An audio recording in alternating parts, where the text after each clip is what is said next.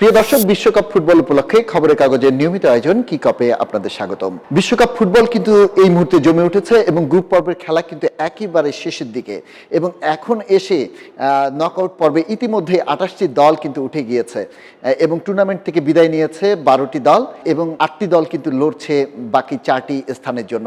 Knockout পর্বে কিন্তু 32টি দল খেলবে, তার মধ্যে 28টি দল হয়ে গেছে আর 4টি দল তাদের সাথে যুক্ত হবে।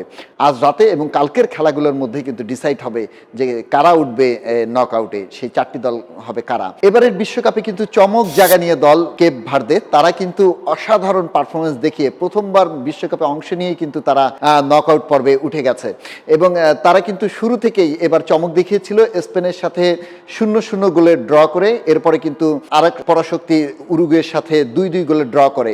আজকের ম্যাচে সৌদি আরবের সাথে 0-0 গোলের ড্র করে তারা কিন্তু সরাসরি 3 পয়েন্ট নিয়ে গ্রুপের রানার আপ হয়ে কিন্তু উঠে গেছে নকআউট পর্বে। তো এটি যেমন চমক, তেমনি ভাবে সবার প্রত্যাশিত ইরান, তারাও কিন্তু 3টি খেলা ড্র করেছে, কিন্তু তাদের কিন্তু অপেক্ষা করতে হচ্ছে।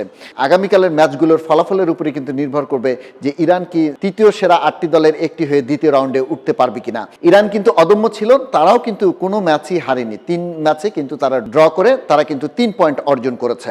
আজকের ম্যাচে কিন্তু শুরুতেই ইরান 1 গোলে পিছিয়ে পড়ার পরে কিন্তু তারিমি পেনাল্টি মিস করেন এবং তারপরে কিন্তু পেনাল্টি মিসের পরপরই কিন্তু রেজাইন গোল করে ইরানের পক্ষে সমতা ফেরান এবং মিশর এবং ইরানের আজকের যে খেলা, সেই খেলায় কিন্তু শেষ মুহূর্তে কিন্তু ইরান একটি গোল দেন এবং সেই গোলে কিন্তু উল্লাস যখন ছড়িয়ে পড়ে তারপরে কিন্তু VAR সেই গোলটি বাতিল হয়ে যায়। সেই গোলটি বাতিল না হলে সেই ইরান কিন্তু দ্বিতীয় রাউন্ডে উঠে যেত। এদিকে কেপ ভার্দে কিন্তু সেকেন্ড রাউন্ডে উঠে তাদের কিন্তু খেলা পড়েছে শক্তিশালী আর্জেন্টিনার সাথে এবং আর্জেন্টিনার সাথে কিন্তু তাদের আগামী 4 জুলাই কিন্তু তাদের সাথে খেলবে মেসিরা এবং আগামীকাল সকাল 8টায় কিন্তু মেসির খেলা রয়েছে এবং আর্জেন্টিনা কিন্তু জর্ডানের সাথে তাদের গ্রুপ পর্বের শেষ ম্যাচে মুখোমুখি হতে যাচ্ছে এবং সেই ম্যাচটিতে কিন্তু মানুষের চোখ থাকবে, বিশেষ করে বাংলাদেশিদের চোখ থাকবে আর্জেন্টিনার ম্যাচের দিকে। কিন্তু যেহেতু আর্জেন্টিনা দ্বিতীয় রাউন্ডে ইতিমধ্যে উঠে গেছে, তাই কালকে মেসি কি খেলবেন নাকি বিশ্রামে থাকবেন সেটি নিয়েও রয়েছে একটি আশঙ্কা, কারণ যেহেতু আর্জেন্টিনা উঠে গেছে তাই তাদের উপর কোনো চাপ নেই। মেসিকে হয়তো বিশ্রামই দিতে চাইবেন কিংবা মেসি খেললেও হয়তো প্রথম একাদশে নাও থাকতে পারেন, তিনি বদলি হিসেবে কিছু সময়ের জন্য নামতে পারেন হয়তো এই ম্যাচে। তেমনিভাবে রাত 3টায় কিন্তু ইংল্যান্ড বনাম পানামার খেলা রয়েছে, সেই খেলার দিকেও কিন্তু দর্শকের চোখ থাকবে। দ্বিতীয় রাউন্ডের আগে শেষ মুহূর্তের গ্রুপ স্টেজের খেলায় যে বিষয়টি লক্ষণীয় এবং রোমাঞ্চকর সেটি হচ্ছে ক্রোয়েশিয়া, কঙ্গো, আলজেরিয়া, তারা কি আসলে ইরানের সাথে পাল্লা দিয়ে আসলে তারা কি উঠতে পারবে কিনা দ্বিতীয় রাউন্ডে। কারণ আলজেরিয়া, কঙ্গো এবং ক্রোয়েশিয়া তাদের কিন্তু 2টো করে ম্যাচ হয়ে গেছে এবং তারা কিন্তু তাদের গ্রুপের 3য় স্থানে অবস্থান করছে।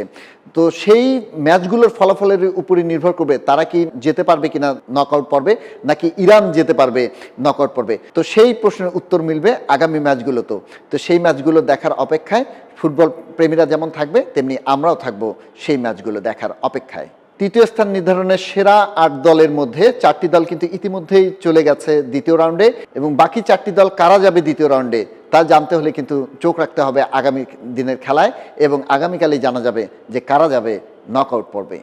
খবরের কাগজ, নিখাত, নির্ভীক, নিরপেক্ষ।